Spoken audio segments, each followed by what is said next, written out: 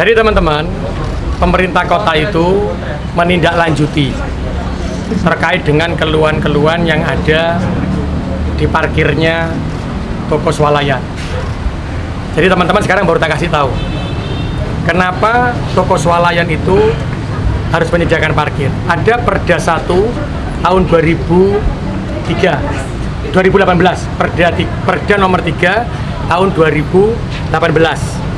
Di sana disebutkan bahwa semua tempat usaha, semua bangunan harus memiliki tempat parkir. Di pasal 14-nya maka disebutkan di sana di ayat 1H bunyi di pasal 14 itu, semua tempat parkir yang di luar ruang jalan harus disiapkan oleh pemilik usaha. Di ayat hanya bunyi disediakan petugas parkir resmi dan menggunakan identitas dari perusahaan itu. Gitu ya. Sehingga apa? Semua tempat usaha harus memiliki itu.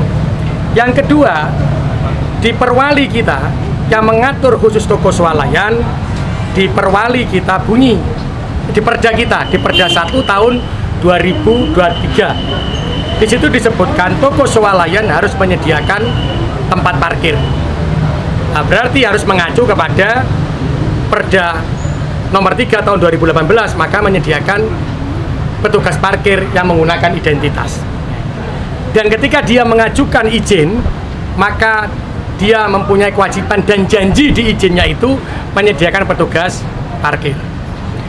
Di perwali kita 116 menindaklanjuti Perda nomor 1 tahun 2023, ada perwali 116 tahun 2023. Tempat parkir boleh digunakan untuk UMKM dan dihitung lagi perhitungan parkirnya dengan biaya UMKM gratis.